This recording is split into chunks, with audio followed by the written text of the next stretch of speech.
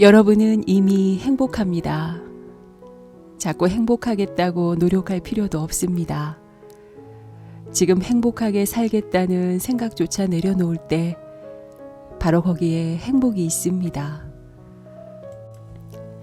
안녕하세요. 책 읽는 나날입니다.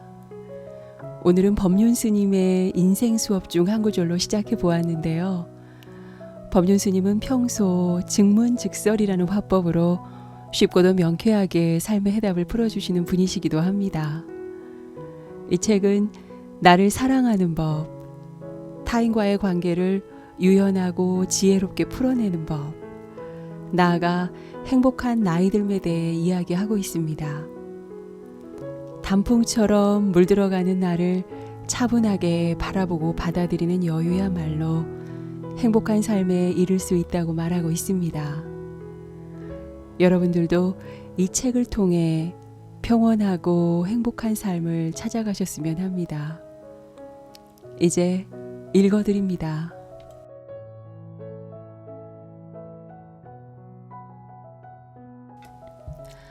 일어난 일은 언제나 잘된 일이다.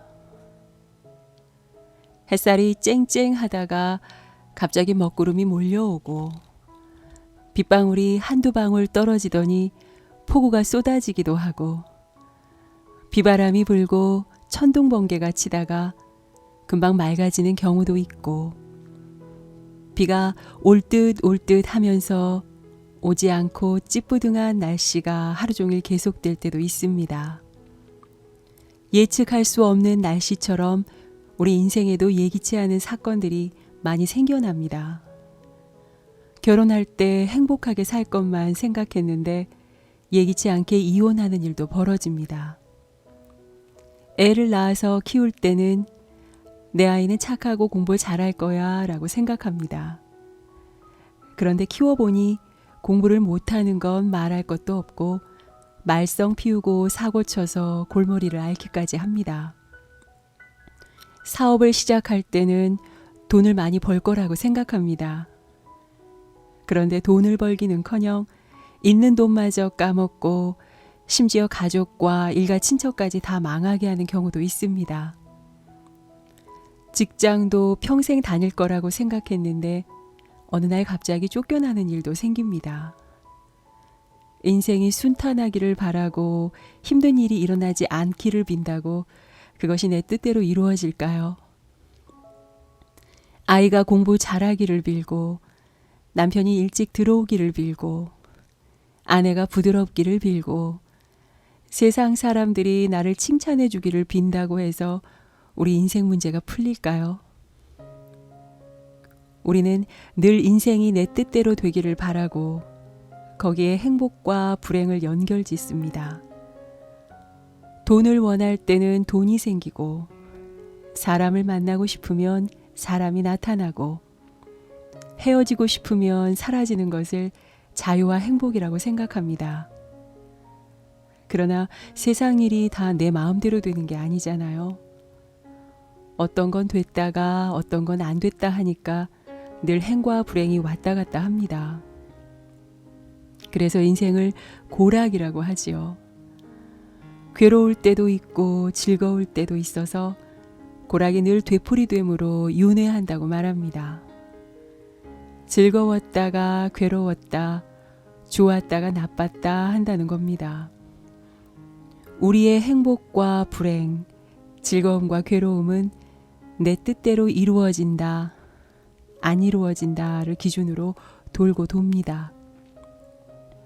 좋은 일이 생겨서 행복한 것은 나쁜 일이 생겨서 불행한 것과 늘 반반씩 되풀이합니다. 그것은 진정한 행복이라고 할 수 없습니다. 자기 뜻대로 돼서 기분이 좋은 것은 마약 주사를 맞는 것과 똑같아서 계속 맞아야 합니다. 지나온 삶에서 행불행이라고 생각했던 것들을 잘 살펴보세요. 지금 일어난 일이 나쁜 것 같고 저 일은 좋은 것 같은데 지나고 보면 나쁜 일이었던 게 오히려 나에게 더 이득이 되는 경우도 있고 좋은 일 같았던 게 더 손해가 나는 경우도 있습니다. 그것을 알고 나면 행복에 집착하고 불행에 괴로워하는 감정 기복이 좀 줄어듭니다. 전에는 좋은 일 갖고 행복해하고 나쁜 일 갖고 불행에 빠져들었다면 이제는 지금은 나쁜 것 같지만 꼭 나쁘다고 볼 수 없을 거야. 이건 좋은 일 같지만 꼭 좋다고는 볼 수 없을 거야. 이걸 알아야 합니다. 그러면 외적인 조건에 크게 영향받아서 지나치게 기뻐하거나 지나치게 슬퍼하는 일이 줄어듭니다. 저는 예전에 고문을 당하기도 하고 감옥에 가서 몇 달 살기도 했습니다. 그때는 힘들었지만 그 경험이 법문거리든 수행의 과제든 모든 면에 도움이 됩니다. 또 세상을 이해하는 데도 굉장히 도움이 되었습니다. 단적으로 제가 교도소에 가서 법문을 해도 감옥살이를 하기 전과 한 뒤의 대중을 대하는 태도가 다를 수밖에 없습니다. 감옥에 들어가 보기 전에는 당신들이 나쁜 짓을 했지만 지금이라도 반성하면 좋은 사람이 될 수 있다 이랬을 겁니다. 그런데 제가 그 안에 있으면서 수감자들의 마음 상태를 좀 알 수 있었습니다. 저는 집시법 위반이라는 죄목으로 들어갔기 때문에 양심수로 분류되었는데 취조 과정에서 말을 안 듣는다고 일반 재소자 12명이 있는 방에 보내졌습니다.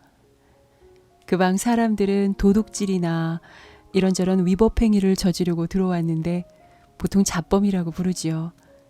그런데 그들 모두가 하는 말이 자기는 죄가 없다는 겁니다. 다 억울하다는 거예요. 그러니까 지금 제가 수감자들에게 법문을 한다면 첫 마디를 이렇게 할 겁니다. 여러분들 다 억울하시죠? 그럼 그 사람들의 마음에 확 다가갈 수 있겠지요. 이것은 책을 보고는 얻을 수 없는 경험입니다. 직접 감옥에 가보고 수감자들을 만나보면서 얻은 것이기 때문이지요.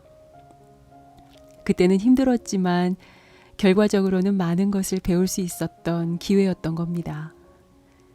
그런 측면에서 우리가 인생을 살아가면서 안 좋다는 일도 꼭 안 좋게만 볼 수는 없는 거지요. 살아가면서 이런저런 경험을 하니까 나이가 들면 원숙해진다고 합니다. 젊을 때는 한 사건이 일어나면 그게 전부인 줄 알고 울고불고 난리를 쳤는데 지나놓고 보면 그것도 참 좋은 일이었거든요.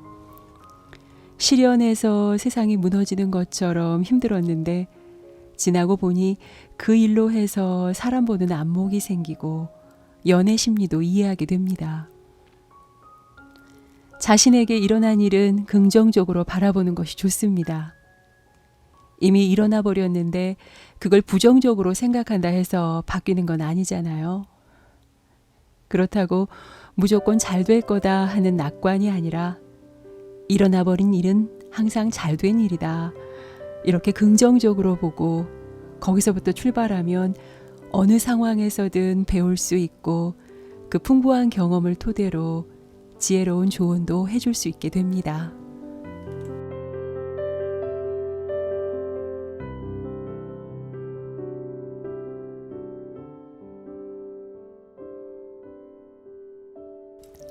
상대가 아닌 내 마음부터 살펴라. 20대 때는 30 되고 40 되면 더 너그러워지고 대인관계도 유연해지리라고 생각합니다. 이해심이 커져서 남도 더 배려할 걸로 생각하지요. 하지만 나이 들어가니 너그러워졌나요? 물론 나이 들면 너그러워진다는 옛말이 있긴 합니다. 농경사회에서 열심히 일하다 나이 들면 자식에게 물려주고 조금 한가해지니까 너그러워진다고 했습니다. 하지만 지금처럼 50, 60이 돼도 악착같이 돈을 벌어서 먹고 사는 각박함 속에서는 나이 들었다고 너그러워진다고 보기는 어렵습니다. 30대든 50대든 마음을 열고 상대를 이해하고 받아들인다면 너그럽다는 소리를 듣습니다.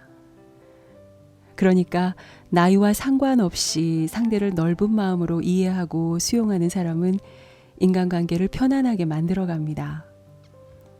상대를 미워하는 대신 그냥 놓아주면 상대와도 원수질 일이 없고 내 인생도 편안해집니다.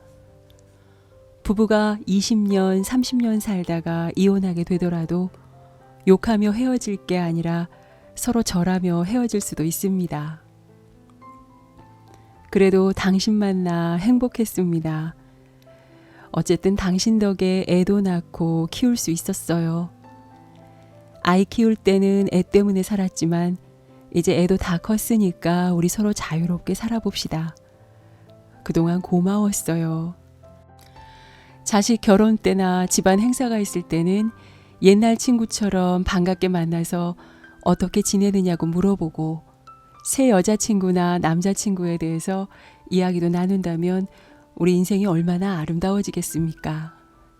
그럴 때 결혼했다고 행복한 게 아니듯이 이혼했다고 불행한 것이 아닌 게 됩니다. 그러니까 이혼하느냐 안 하느냐가 중요한 게 아니라 어떤 마음으로 헤어지고 사느냐가 중요한 겁니다. 결국 관계의 문제를 풀 열쇠는 내가 쥐고 있습니다. 그래서 상담하러 온 분에게 아무래도 호되게 이야기하는데 그것은 상대의 잘잘못을 따지기 전에 먼저 나를 보라는 의미입니다. 그러면 자기 편을 안 들어주고 상대의 편을 든다고 서운해합니다. 가령 부인 보고 남편에게 숙이라고 하면 남편에게 문제가 있는데 왜 저더러 숙이라고 하세요? 합니다. 또 남편 보고 부인에게 숙이라고 하면 아내에게 문제가 있는데 왜 제가 숙여야 하나요? 합니다. 내가 옳다는 생각, 상대는 그르다는 생각에 사로잡히면 서로 옳다고 싸울 일밖에 없습니다. 그러나 먼저 자기를 살피고 마음을 바꾸면 서로 편안해지는 길을 찾을 수 있습니다. 예를 들어 남자는 결혼하면 부모의 자녀, 즉 한 어머니의 아들이라는 위치에서 떨어져 나와 새로운 가정을 꾸밉니다. 쉽게 말해서 엄마의 가게에 소속돼 있던 멤버십에서 탈퇴해서 새 가정의 멤버십에 가입해야 합니다. 즉, 한 여인의 남편이라는 입장을 확실하게 하고 또 한 어머니의 아들이라는 입장은 정리를 해야 합니다. 그런데 고부 갈등이 있을 때 남자가 중간에서 해결한답시고 아내에게 당신이 이해해라 하면 아내는 남편이 어머니 편을 드는 것 같아서 싫어합니다. 또 남자가 어머니에게 가서 아내 편을 들면 어머니는 아들을 뺏긴 것 같아서 서운해합니다. 그러니 한 여인의 남편 입장을 분명히 하고 난 후 과거의 한 여인의 아들이었음을 잊지 않고 늘 고맙게 생각해야 합니다. 그러면 아내 입장에서는 어떻게 해야 할까요? 어쨌든 남편을 사랑해서 괜찮다고 생각해서 결혼했으니 그 사람을 누가 만들었는지 생각해야 합니다. 시어머니가 낳아서 그때까지 키웠는데 어느 날 며느리가 들어와 자신이 애지중지 키운 아들을 빼앗았으니 그 시어머니의 심리 상태가 어떨지 이해할 필요가 있습니다. 그래서 항상 두 가지 마음을 가져야 합니다. 하나는 잘 낳아 키워주셔서 감사합니다 하는 고마운 마음을 내고, 다른 하나는 당신 아들을 내가 빼앗아서 죄송합니다 하는 마음을 가져야 합니다. 어머니가 질투랄까 약간 트집을 잡아도 감사한 마음과 죄송한 마음을 내면 갈등이 커지지 않습니다. 시어머니는 어떻게 해야 할까요? 결혼해서 가정을 꾸린 자식은 이제 마음에서 떠나보내야 합니다. 계속 내 자식인데 내가 어떻게 키웠는데 하는 생각을 갖고 있으면 자식에게 서운하고 며느리도 미워집니다. 자식을 결혼시키고 나면 그들은 그들대로 살아가도록 놓아주어야 합니다. 이제는 자식에 대한 기대를 내려놓고 홀가분하게 자기 인생을 살려고 노력해야 합니다. 어머니는 어머니대로, 아들은 아들대로, 며느리는 며느리대로 자신이 해야 할 바를 살피고 놓아주는 마음을 가지면 크게 갈등을 일으킬 게 없습니다. 그런데 제 법문을 듣고 자기 자신을 살피는 게 아니라 자기에게 유리한 대로 적용해서 남편은 아내에게 이렇게 이야기합니다. 시어머니에게 죄송하고 감사한 마음을 가지라고 하셨잖아. 또 아내는 남편에게 이렇게 자기 주장을 펴니다. 스님이 회원 탈퇴 가입을 분명하게 하라고 하셨잖아. 갈등은 자기를 살피는 데서 출발해야 하는데 상대가 먼저 바뀌기를 기대하면 문제는 해결되지 않습니다. 오히려 분란만 커지고 갈등만 깊어지게 됩니다. 너그러워지고 이해심이 깊어지고 성숙해지는 것은 바로 내 인생이 그렇게 변화하는 겁니다. 그래서 인연의 매듭을 푸는 것은 상대를 바꾸려는 것이 아니라 나를 돌아보고 나를 바꾸는 데서 출발해야 합니다.